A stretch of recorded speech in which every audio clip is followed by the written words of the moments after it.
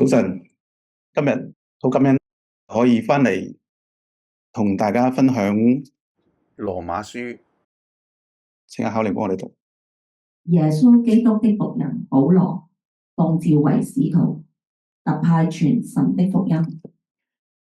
第一章第一節，保羅咧就介紹佢自己啦，兩個身份。第一個咧就係僕人，僕人嗰個原文咧就係奴隸嚟嘅。耶穌基督的僕人，即係話咧佢係屬於耶穌基督嘅。第二個身份咧，佢就係奉召作使徒。咁使徒咧係有權柄，佢所講嘅說話咧代表神。佢做啲咩工作嘅咧？傳神嘅福音。咁成個羅馬書咧就係講神嘅福音。咁點解保羅要寫羅馬書咧？保羅寫完羅馬書最尾第二節嘅時候，佢咁講：唯有神能照我所傳的福音和所講的耶穌基督，並照永古隱藏不言的奧秘，堅固你們的心。奧秘就係神特殊啟示佢嘅說話俾屬於佢嘅子民。咁保羅講得好清楚，佢話只有神可以堅固我哋嘅信心。咁大家唔記得咧呢道門啊？我哋入羅馬書我講過咧，好多寶藏嘅。咁我哋入去嘅時候咧，就要記住上邊嗰10個字，同埋門兩邊嘅對聯啦。咁我哋一齊讀上面嗰10個字好嘛？主耶穌基督從死裏復活。咁兩邊咧就係羅馬書第一章16節同埋1章17節。我不以福音為恥，這福音本是神的大能，要救一切相信的，先是猶太人，後是希臘人，因為神的義正在這福音上顯明出來。這義是本於信，以致於信。如經上所記，義人必因信得生。1章16、17節咧就成卷羅馬書嘅主題。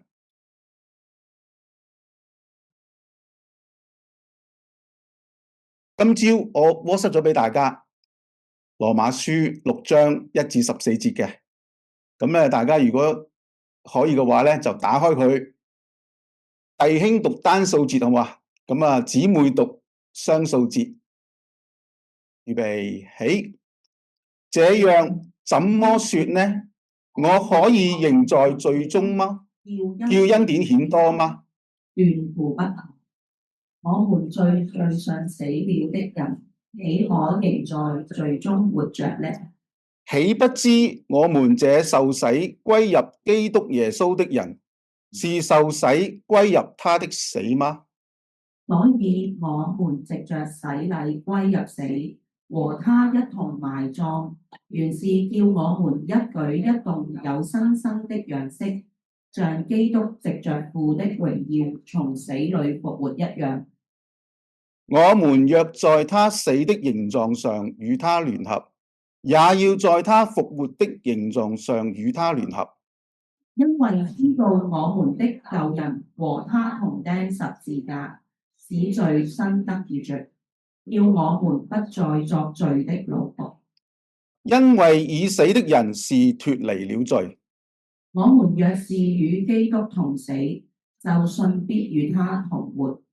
因為知道基督既從死裏復活，就不再死，死也不再作他的主了。他死是向罪死了，只有一次；他活是向神活着。這樣，你們向罪也當看自己是死的，向神在基督耶穌裏卻當看自己是活的。所以不要容罪在你們必死的身上作王，使你們順從身子的私欲，也不要將你們的肢體獻給罪作不義的器具，倒要像從死裏復活的人，將自己獻給神，並將肢體作義的器具獻給神。佢必不能作你們的主，因你們不在律法之下，乃在恩典之下。讀同同埋聽嘅時候咧，聽到乜嘢字出現最多次咧？罪、死、死字咧呢度出現咗15次嘅，14節經文出現15次，即係平均一節都起碼一次啦，係咪？咁個罪咧都出現11次喎。咁讀完之後，唔知大家有咩感覺咧？我記得我讀第一次嘅時候咧，都一嚿雲嘅，唔係好明佢講乜嘢，亦都有好多問題，係咪？你要讀明羅馬書6章咧，似乎你唔面對死呢個字咧，都唔得。今日嘅主題咧，都係講死嘅，好似好驚係咪？死！我太太提醒我，佢話你要小心，因為都好罩忌嚇。唔緊要，我哋嘅神喺度，嘅主耶穌基督戰勝咗死亡。咁我哋不如一齊祈禱。親愛天父，我哋感謝你，你賜俾我哋生命，你藉着耶穌基督喺十字架上嘅救恩，拯救咗我哋，以致我哋可以與你和好，嚟到你面前俯伏敬拜同埋禱告。你就喺我哋當中聽我哋嘅祈禱，聽我哋嘅分享，你喜悅我哋敬拜你。神啊，我哋今日去思想死嘅問題，我求你嘅靈幫助我哋眾弟兄姊妹能夠有亮光，見到你自己嘅榮耀，好似保羅一樣。佢話我哋並唔係要睡覺，那係要改變，朽壞嘅要變成不朽壞。主，我哋求你幫助我哋眾弟兄姊妹可以明白，若果係未信主嘅朋友，神啊，都求你憐憫拯救佢哋，幫助佢哋一齊能夠進入你嘅榮耀裏。主，我哋多謝你，我哋將時間交託，求你帶領我哋嘅分享同埋思想。多謝你聽我哋祈禱，奉耶穌基督名求，阿門。叉叉叉是死。我經常都會同我外母咧分享死亡呢個問題嘅。你估下佢哋反應係咩？猜就係佢嘅反應啦。好值得要思想呢個問題嘅。呢個好特別嘅問題。佢點樣特別法咧？我最尾先同大家講。我哋會思想4個問題。第一，乜嘢係死？第二，點解要死？第三，我點樣死？第四，我幾時死？第一個問題，乜嘢係死？世界問啲人乜嘢係死咧？佢會點答你啊？如果用醫學嘅角度睇咧，就心跳停頓咪死咯，咁即係肉體嘅死亡啦，係咪？我爸爸咧有一個朋友，8年前啦，佢個仔當時佢30幾，咁佢太太懷孕，得咗個病，嗰個病叫做妊娠毒血症，咩情況咧？就係昏迷，瞓喺醫院，你同佢講嘢，佢冇反應，足足2年都係咁。但係個心冇停頓喎，瞓咗喺醫院2年，心臟未停頓，未證明佢係死。等到佢心臟真係停頓啦，就證明咗佢死咗啦。咁呢個咧就係世界嘅角度去睇乜嘢係死。咁聖經點樣講咧？羅馬書6章23節。因為罪的工價乃是死，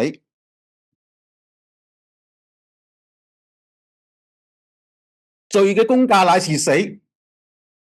聖經俾我哋呢個定義，好簡短嘅一句，罪嘅工價就係死。兩方面，第一個罪。咁如果聖經裏面講罪咧，以賽亞書咁樣講，但你們的罪孽使你們與神隔絕，你們的罪惡使他掩面不聽你們。乜嘢係死咧？就係與神隔絕。咁呢個係死嘅第一個嘅意思，就係我哋因着我哋嘅罪與神隔絕。咁第二個意思咧，就係講罪嘅工價乃是死。咁乜嘢叫罪嘅工價咧？咁工價呢個字咧，原文咧，希臘文咧，就係講英文叫 wages。咁佢意思即係人工啦。咁如果你睇羅馬書6章咧，講咗好多次，起碼4次，就係講我哋從前即係未信主之前咧，係罪嘅奴僕。保羅用緊一個擬人法，就係罪就好似一個主人一樣，奴役佢嘅子民，即係我哋未信主之前都係罪嘅奴僕。罪嘅奴僕，我哋一生服侍罪，到最後得到個人工，得到嗰個嘅報酬咧，就係死。咁你諗下，我哋點樣服侍罪嘅？我哋服侍罪嘅時候，其實有滿足感嘅喎，幾開心嘅喎。嗰啲例子，1990年代咧，發生有一件新聞啦，都幾多人留意嘅，就係有一個 Hong Kong U 嘅女仔，建築系嘅高材生，佢就高買捉咗，咁後尾報紙登出嚟啦，佢名譽掃地啦，係咪？最後佢選擇嘅就係自殺。咁啲人好奇怪，點解咧？佢咁叻，後尾有好多嘅報道咧，就話原來佢銀行戶有好多錢嘅喎。當時話係10萬蚊，90年代10萬蚊好大噶啦，一個讀緊書嘅學生。其實佢唔係冇錢，但係點解佢要高買咧？咁當時啲人就話，我相信都幾近嘅，因為啲熟佢，佢係好 enjoy 啊高買個過程，所以佢犯罪嘅過程其實係好有滿足感嘅。第二個例子咧，就係我哋喺日常生活啦，我哋都會憎恨某啲人嘅。咁啊，憎恨嘅時候咧，好多時候會點做咧？咒詛佢啦，係咪？咁如果對方真係大件事啦，犯錯啊，或者係遇到咩意外啊，我好開心啦，係咪啊？對方咁樣樣，哇，真係正到暈啦！咁其實都係一個 enjoy 一個快感嚟嘅。咁第三咧，就例子咧，我諗到咧就係睇啲色情雜誌啦，喺個過程裏邊你好有滿足感嘅，動淫念啦。咁呢啲都係一啲例子，我哋點樣做罪嘅奴僕。但係真正你去服侍罪得到嘅人工報酬係咩咧？希伯來書按着定命，人人都有一死，死後且有審判。你服侍罪呢個主人好似好開心、好滿足，但係當佢面對神嘅審判嘅時候咧，佢唔見咗，係得你自己去面對神嘅審判，就係當你死嘅時候，你哋面對嘅時候，罪嘅主人唔喺度啦，你去面對嘅時候，你點咧？竟任着你剛硬不悔改的心，為自己積蓄憤怒，以致神震怒，顯他公義審判的日子來到，他必照各人的行為報應各人。唯有結黨不順從真理，反順從不義的，就以憤怒惱恨報應他們。我哋每個人嘅行為，最後面對神嘅審判嘅時候咧，都會報應嘅。罪嘅工價乃是死。第二方面嘅意思咧，就係神公義嘅審判。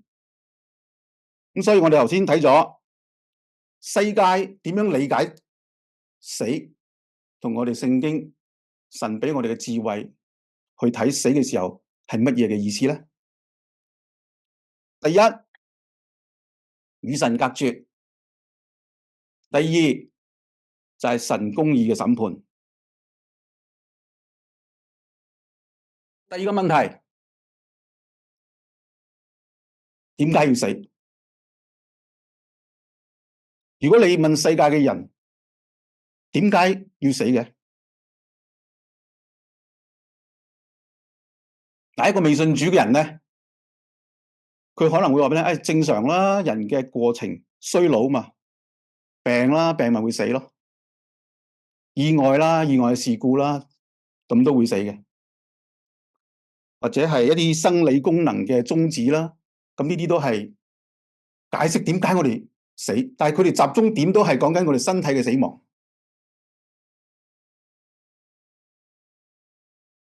聖經話俾我哋聽，點解要死咧？又係去返羅馬書6章23節，罪的工價乃是死。咁點解死咧？罪咯。我想問下大家，我死嘅原因係因為我係罪人啦，定係因為我喺地上犯咗嘅罪咧？我哋出世之後一路生存到而家，我哋可能犯咗好多罪嘅。咁係咪因為我犯嗰啲罪所以要死咧？定係我本身出世嘅時候，我係一個罪人，我已經死啦？兩個，你覺得係邊個？第二個，因為你犯咗罪死。OK，咁我哋試下再繼續思想。罪嘅工價乃是死，有好多問題嘅。首先咧就係點解有罪啦？罪喺邊度嚟㗎啦？點解我會犯罪嘅？同埋點解我哋係罪人呢？上年大家如果記得咧，9月嘅時候咧，我就有一次分享嘅時候咧，就講罪嘅題目。當時係羅馬書5章12至21節，世界點樣證明你係一個罪人啊？如果你上到法庭話你犯咗法，佢一定要係搜集晒所有證據啦，然之後證明你犯咗法。咁你咪一個罪人咯，係咪呢個正常嘅世界嘅方式？但係聖經嘅思想話俾我哋聽，就係我本身就係一個罪人，我係唔可能唔犯罪。大家有機會可以再睇翻嘅，咁我就唔會再重複啦。咁但係以下咧，我會做好快嘅一個簡短嘅回顧啦，同埋一個總結。大家有印象咧，呢一節就係嗰節經文啦。這就如罪是從一人入了世界，死又是從罪來的，於是死就臨到眾人，因為眾人都犯了罪。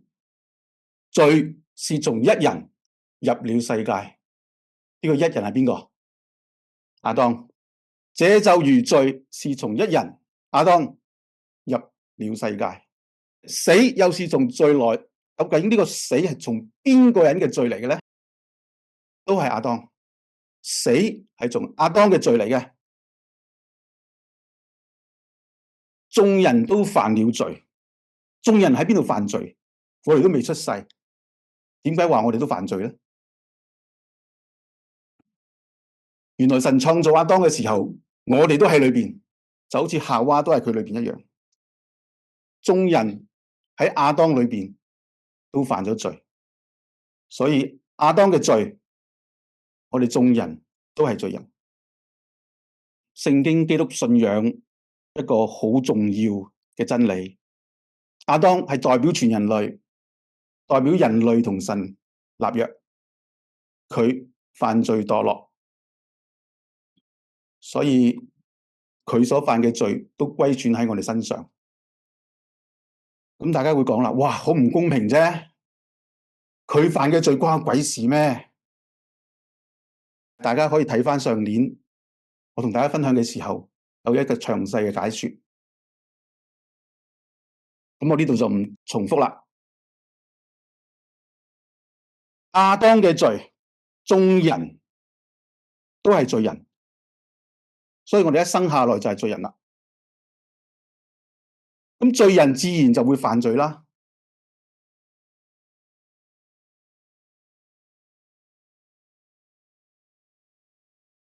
哥林多前書15章22節，在亞當裏眾人都死了，所以亞當嘅罪，我哋都係罪人，以致我哋都會犯罪。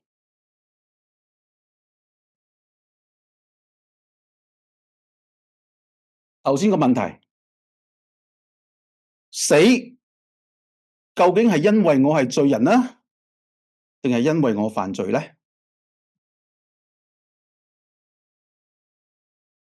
因為我係罪人，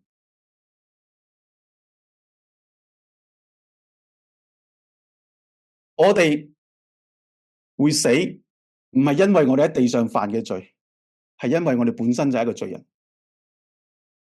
咁我犯咗嗰啲罪點算啊？死咗咪一了百了咯，人死如燈滅咯，係咪啊？係咪咁嘅咧？唔係，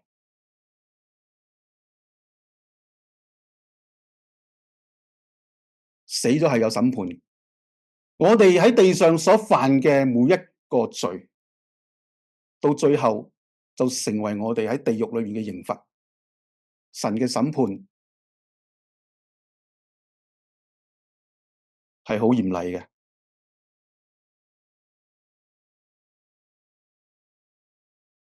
傳道書，人所作的每一件事，連一切隱藏的事，無論是善是惡，神都必審問。聖經唔單止講一次，講好多次。我哋喺地上做嘅每一件事，神係睇住嘅。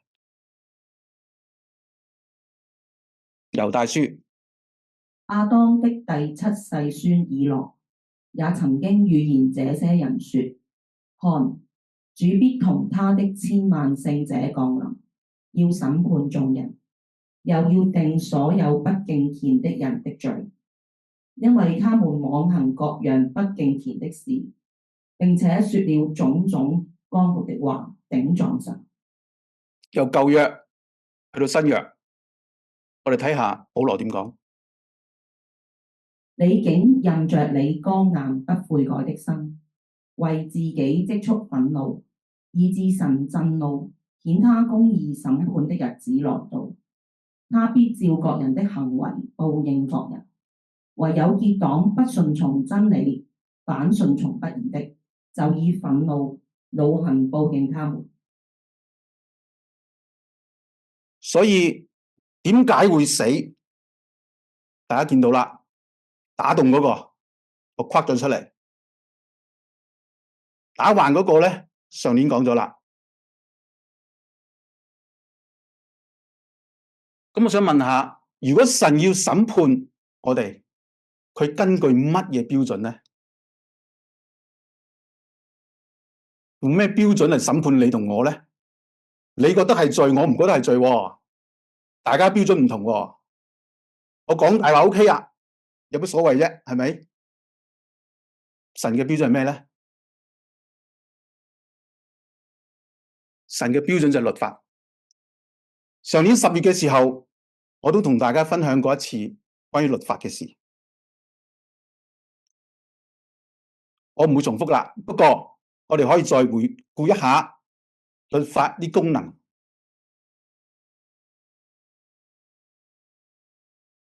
我們曉得律法上的話，都是對律法以下之人說的，好塞住各人的口，叫普世的人都服在神審判之下。所以凡有血氣的，沒有一個因行律法能在神面前稱義，因為律法本是叫人知罪。神點解要頒布律法呢？律法本是叫人知罪啊嘛。羅馬書5章13節，沒有律法之先，罪已經在世上，但沒有律法，罪也不算罪。律法係邊個頒布㗎？摩西頒布律法係咪？咁所以摩西之後嘅人咪知道自己犯咗嗰啲罪咯。但係摩西之前冇律法嘅喎，沒有律法之先，罪已經在世上啦。即係由亞當去摩西嘅年代咧，罪已經喺度啦。由呢度我哋可以睇到咧，律法就唔係去證明你係一個罪人嘅。跟住嗰句佢話：沒有律法，罪也不算罪。罪也不算罪，唔係話做咗嗰啲罪唔算係罪。清楚呢個解釋咧，就係話 sin is not counted when there is no law， 即係話你冇律法嘅時候，你犯罪咪冇得記帳咯。因為通常我哋知道犯罪，你犯咗幾多條，你係幾時犯㗎？面對嘅時候，我哋就會諗，我犯咗第7條，某時某日我犯咗第8條。咁所以律法係幫我哋記帳嘅，記低我哋犯咗啲咩罪。到審判嘅時候，神就攞住個帳簿出嚟啦。原來律法第二個功能咧，就係幫我哋記帳嘅。羅馬書5章20節，律法本是外添的，叫過犯顯多，只是罪在那裏顯多，恩典就更顯多了。神點解要頒布律法咧？記帳啊嘛，有咗帳簿，你每一次犯罪都記低咗，咁咪過犯顯多咯。所以律法咧就係每一個罪人嘅帳簿，佢嘅功能咧就係要顯出我哋嘅過犯。罪在那裏顯多，恩典就更顯多了。耶穌講過一個例子，有一個人爭咗50兩，有一個人爭咗5兩，都冇能力還噶啦。個債主赦免佢哋，邊個會愛個債主多啲啊？爭5兩嗰個啊，定係爭50兩嗰個啊？爭50兩嗰個啊嘛，因為佢欠嘅債係太多啦。神赦免佢，佢就會極度感恩嘅。從亞當到摩西，死就做了王。所以摩西頒布律法之前咧，人已經知道自己係罪人噶啦。點樣知啊？死就作了王。亞當到摩西嘅時候，嗰啲人都會死噶嘛。所以死叫人知道自己係一個罪人。但係如果你淨係知道自己係一個罪人，又唔知道自己係一個點樣嘅罪人，咁好似又爭啲喎。咁所以律法就係叫我哋知道自己係一個點樣嘅罪人。我哋做一個總結，點樣證明我哋係一個罪人啊？死咯，因為我哋個個都會死啊嘛。所以死咧就正正就可以證明我哋係一個罪人。咁又點樣證明一個人係點樣嘅罪人咧？就係律法證明我哋係一個點樣嘅罪人。好，我哋休息下，11點20分翻嚟好嘛？唔該。休息嘅時候咧，阿志達就同我講啦，死咧都幾混淆嘅，因為好多意思嘅。因為陣間我會分享咧，就係點樣死啦，幾時死啦，咁就會接到頭先志達講嗰啲問題噶啦。點樣定義咧？嗰啲其實有原文，佢有意思嘅。頭先都同阿 Ronald 傾開偈，講開咧就係保羅寫嘅書信啦。16章25節，佢話係奧秘嚟嘅，所以係神嘅特殊啟示，只有神先可以藉着佢嘅靈幫助我哋明白。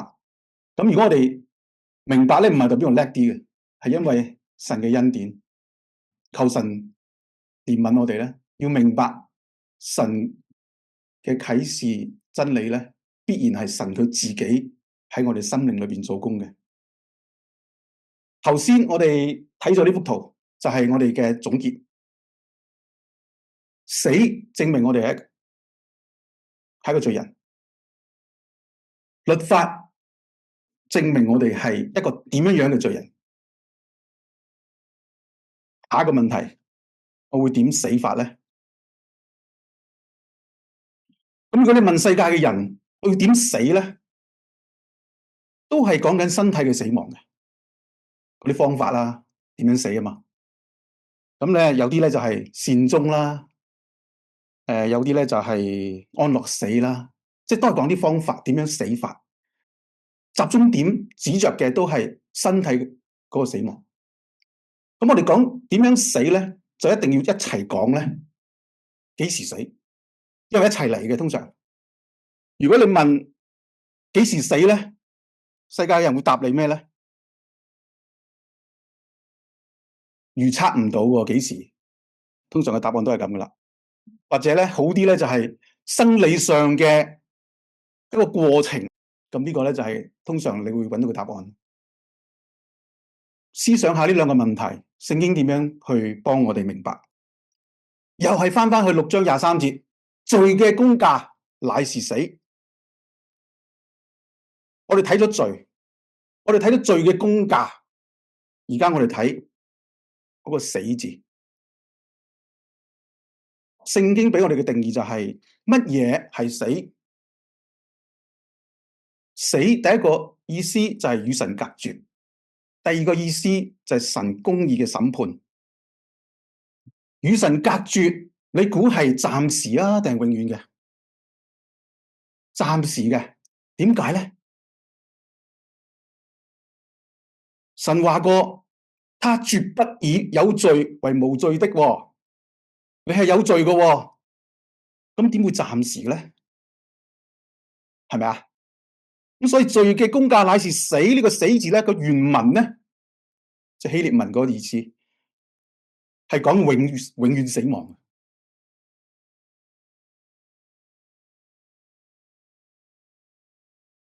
啟示錄，我又看見一個白色的大寶座與坐在上面的，我又看見死了的人，無論大小，都站在寶座前。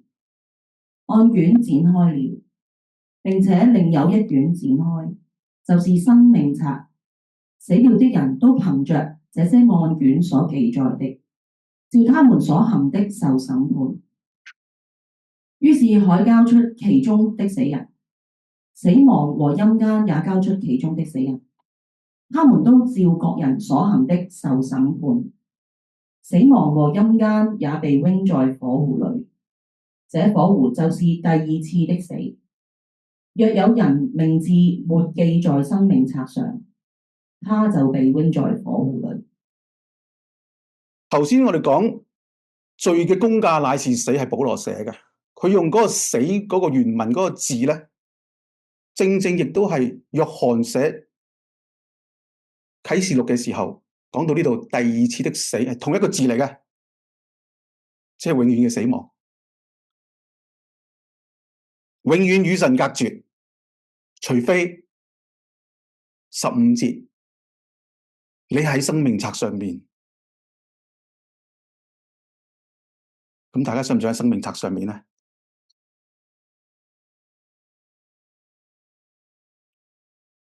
坐寶座的說：看啊，我將一切都更新了。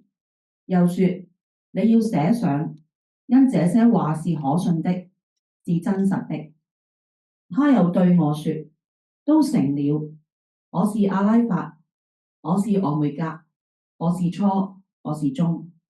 我要將生命泉的水白白賜給那口渴的人喝。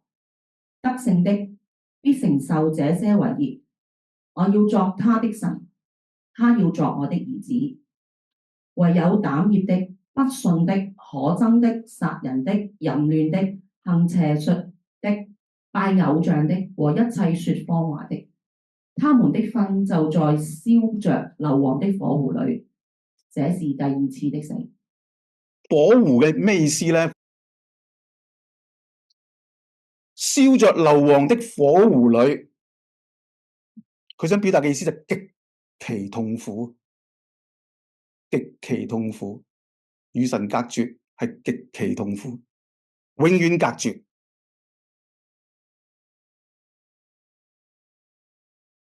約翰寫嘅第二次死就係永死，同保羅寫上面嗰句6章23節同一個死字嚟嘅，英文叫 eternal death， 永遠死亡。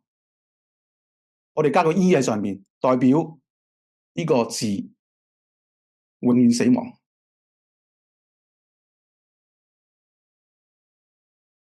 罪人係永遠死亡嘅。咁我永遠死亡，我幾時死啊？咁幾時發生呢？呢件事？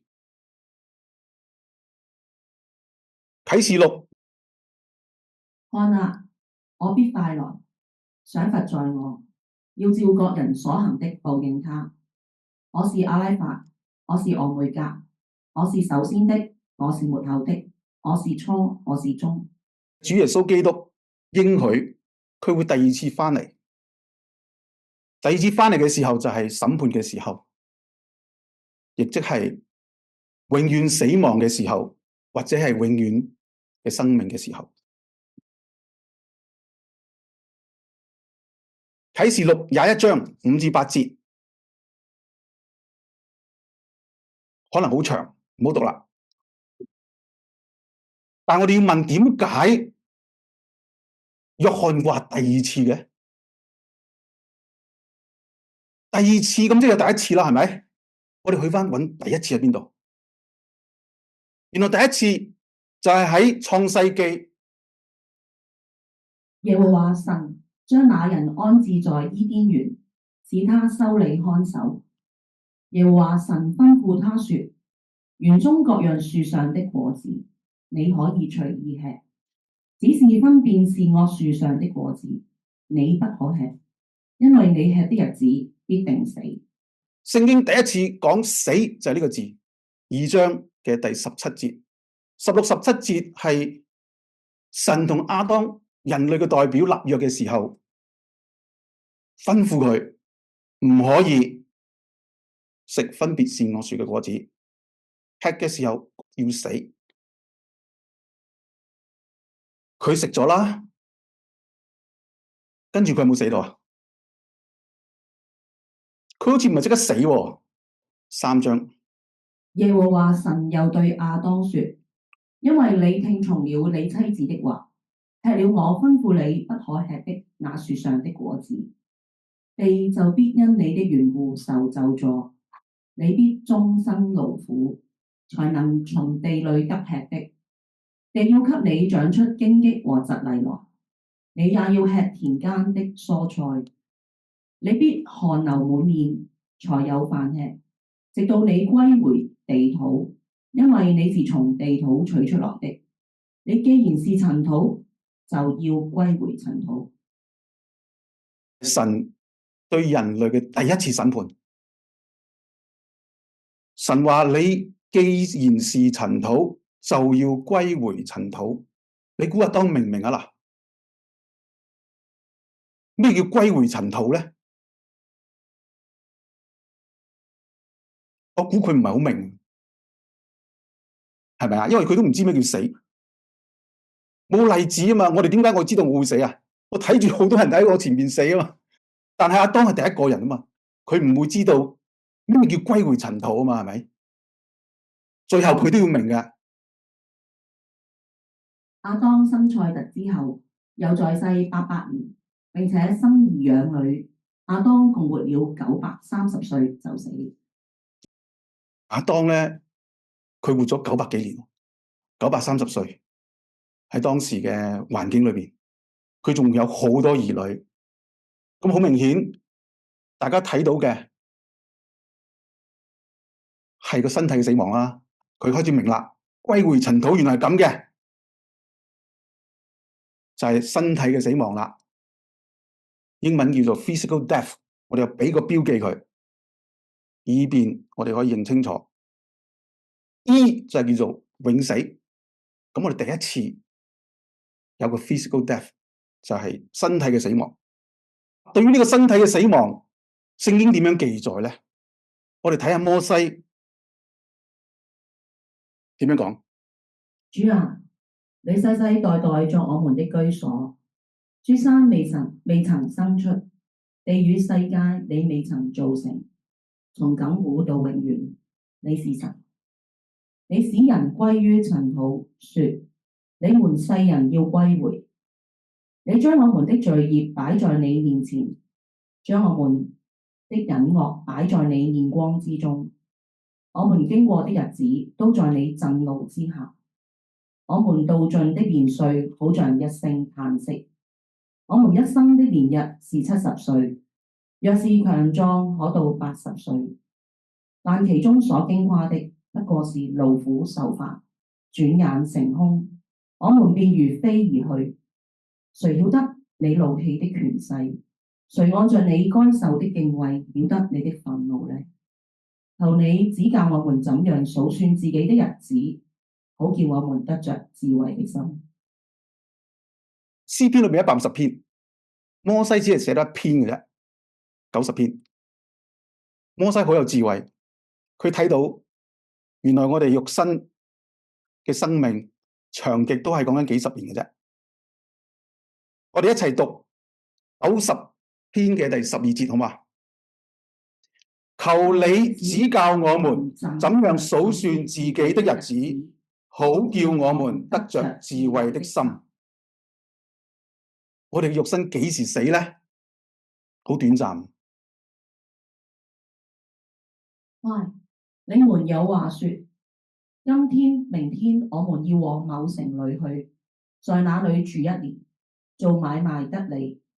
其實明天如何，你們還不知道。你們的生命是什麼呢？你們原是一片雲霧，出現少時就不見了。你們只當說，主若願意，我們就可以活着，也可以做這事或做那事。摩西去到雅各都話俾我哋聽一個好重要信息，我哋嘅身體係好短暫嘅，好快就會離開噶啦。呢個表再俾個標記佢，罪人會永死，但永死之前有個肉身嘅死亡。羅馬書如此說來，因一次的過犯，眾人都被定罪；照樣因一次的義行，眾人也就被稱義得生命了。因一人的悖逆，眾人成為罪人；照樣因一人的順從，眾人也成為義了。保羅喺5章18節，佢講過犯即係個動作啦，係咪？佢摘嗰個果食嘅時候，就已經定咗罪噶啦。但係保羅喺19節講咗一樣嘢，佢話因一人的悖逆，眾人成為罪人。咁呢個悖逆咧，肯定唔係講動作啦，係講裏邊噶嘛。佢唔順服神，違反咗神嘅律法。大家覺得亞當佢摘嘅時候死啊，但係佢未摘之前已經死咗咧。創世記睇下佢發生咩事。於是女人見那棵樹的果子好作食物，也悅人的眼目，且是可喜愛的，能使人有智慧，就摘下果子來吃了，又給她丈夫，她丈夫也吃了。他們2人的眼睛就明亮了。天起了涼風，耶和華神在園中行走，那人和他妻子聽見神的聲音，就藏在園裏的樹木中，躲避耶和華神的面。耶和華神呼喚那人，對他說：你在哪裏？他說：我在園中聽見你的聲音，我就害怕，因為我赤身露體，我便藏了。呢度發生咗件事，就係佢犯咗罪之後，神嚟揾翻佢，佢嘅反應係乜嘢咧？匿埋喎，要驚嘅。咁呢啲暗示緊啲咩咧？嗱，如果你記得神創造人嘅時候，吹個氣就成為有靈嘅活人，所以亞當嘅靈係可以同神溝通，係好好嘅。但係當佢犯咗罪之後，佢竟然同神嘅關係係咁樣嘅，要匿埋，要驚嘅。想問下大家，當佢摘嘅時候，佢死咗未咧？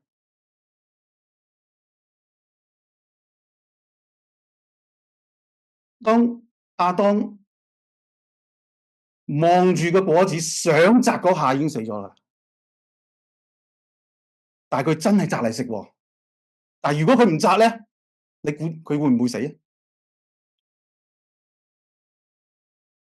聖經冇講啊，不過我哋可以估下嘅。佢可能嘅身體唔會死，咁所以佢裏邊犯咗神嘅法，嗰刻就死咗噶啦。咁聖經叫呢個係咩咧？聖經叫靈嘅死亡，同神永遠隔絕，就叫 spiritual death。咁我哋又俾個標記佢啊。約翰講第二次，我哋回想翻聖經裏邊嘅記載咧，原來係有歸回塵土。再之前咧，原來係靈嘅死亡。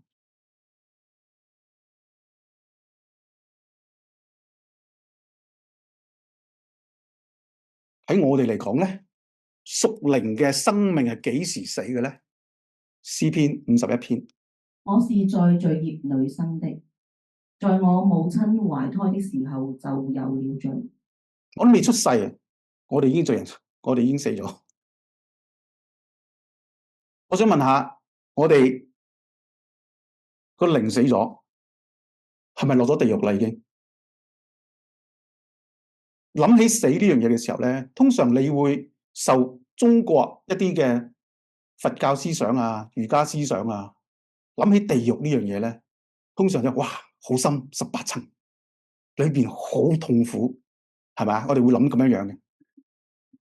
但係聖經話俾我哋聽，地獄就唔係我哋嘅思想所諗嘅嘢喎。聖經講嘅地獄係乜嘢？就係與神隔絕嘅痛苦。其中一個例子咧，就係耶穌喺十字架上面，佢孭起世人嘅罪嘅時候，佢嗰刻要同與神隔絕，佢就經歷緊地獄嗰種痛苦。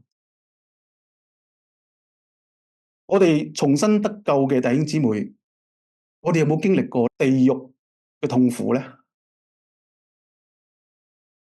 當你犯罪嘅時候，你有冇感覺到痛苦咧？點解我又犯罪？點解我要得罪神咧？嗰種好似大衛一樣憂傷痛悔嘅心，嗰種痛苦有冇經歷過咧？如果你話我冇嘅喎，我冇試過喎，咁可能你都唔係好在乎同神嘅關係嘅啫喎。一對熱戀緊嘅情人，對方面色少少變啊，你都好痛心、好傷心，係咪？如果我哋真真正正重新得救，愛我哋嘅主，佢係嗰位愛我哋嘅神，你只不過唔小心犯罪啫，咁大鑊嘅。其實神都冇掩面唔睇你啊，不過你好痛心，點解自己要得罪神？亞當犯罪嘅時候，我哋同佢一樣已經入咗地獄，但係點解我哋唔覺得咧？嗱，呢個我哋值得問自己，我哋嘅生命係咩光景呢？約翰福音我實實在在地告訴你們，時候將到，現在就是了。死人要聽見神兒子的聲音，聽見的人就要活了。呢個耶穌講嘅，佢當時傳道嘅時候，佢話現在就係啦，死人要聽到神兒子嘅聲音。佢講嘅死人係邊個？呢個係講緊嗰個靈嘅死亡。所以耶穌傳道嘅時候，佢係同死人講嘢嘅，就等於我當年未信主嘅時候，都係死人一個。聽見的人就活了。原來基督耶穌嚟嘅時候，第一次嚟係要救活翻我哋嘅靈。唔知大家有冇聽過咧？耶穌基督嘅聲音。以弗所書，你們因着自己的過犯和罪惡，原是死的。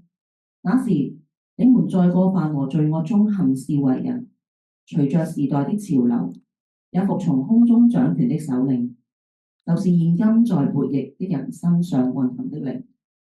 我們從前也都和他們在一起，放縱肉體的私欲，隨着肉體和心意所喜好的去行。我們與別人一樣，生來都是可怒的兒女。頭先耶穌講死人係一個名詞嚟嘅，原文係一個名詞，就形容嗰班同神斷絕咗關係、與神隔絕嘅人。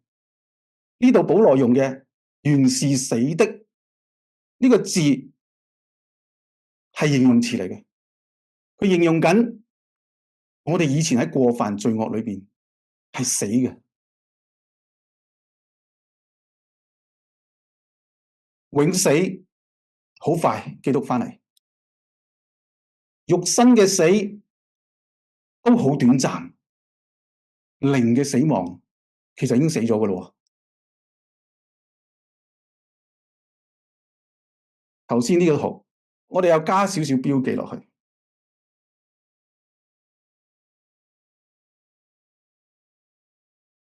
原來第一次嘅死亡就係我哋靈已經死咗，肉身慢慢死，最後永遠滅亡。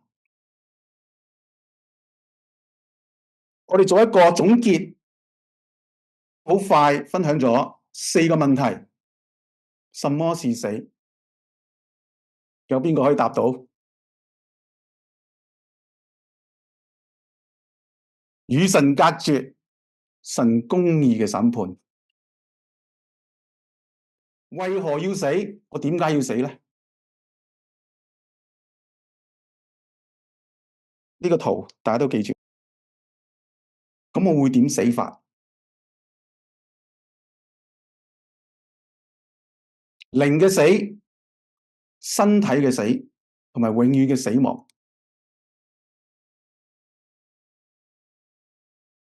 幾時死？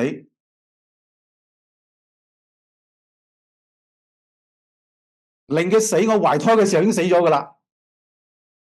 身體嘅死係慢慢嚟嘅，各有不同，時間長短，但係都係好快短暫嘅。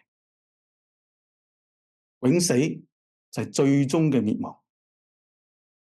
好快分享完。罪嘅工價乃是死。點解死咁特別呢？你有冇諗過死呢個問題呢？係成個宇宙裏面最特別嘅。點解咁特別呢？我舉例啊，謝霆鋒好多年前揸車嘅時候犯咗法，犯罪喎。你知唔知佢點做啊？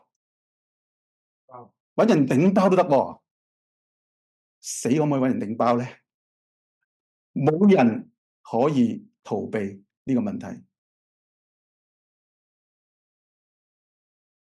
俾大家個功課，今日你聽完聖經講死，你諗一個關鍵問題，大家可以諗一諗。喺你嘅家組討論，每人都諗一個關鍵你自己嘅問題，同死有關嘅。好，多謝大家。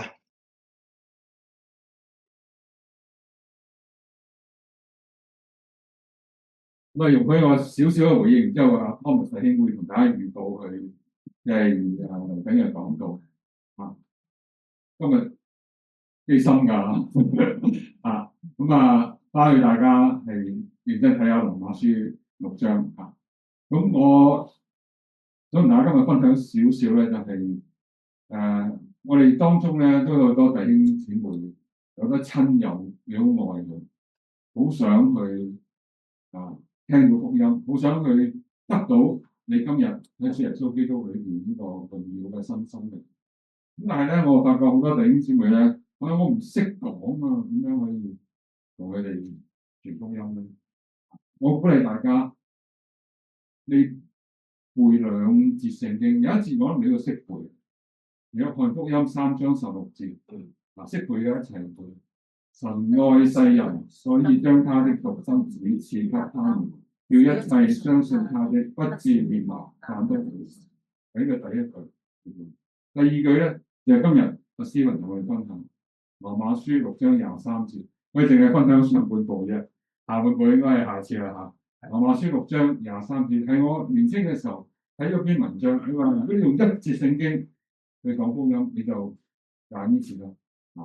咁就係羅馬書6章23節，因為罪嘅工價乃係死，唯有神的恩慈，在我們主耶穌基督裏邊乃是永生。鼓勵大家，如果你有親友問你，你今日信嘅係乜嘢啊？咩係福音啊？咩係永生啊？又將約翰福音3章16節同埋羅馬書6章23節擺埋一齊。好似 Stephen 講，我哋人有2個問題，我哋靠我哋自己，無論你係幾有智慧、幾有權勢、幾有錢，都解決唔到。一個就係罪嘅問題，一個就係死。但係你又一定要去面對。嗱，呢2節聖經擺埋一齊啦，話俾我哋聽，即係喺神嘅恩典裏邊，因為神愛我哋。佢願意賜個恩典俾我哋，呢個恩典係點賜俾我哋啊？喺主耶穌基督裏邊賜俾我哋嘅。原本你係死喺罪惡過犯之中，但係我哋信耶穌基督，我哋就有呢個神賜俾我哋呢個寶貴嘅禮物，呢個永恆榮耀嘅新生命。咁我鼓勵大家，背咗你嘅聖經，你就可以懂得點樣我哋所愛嘅親愛傳福音。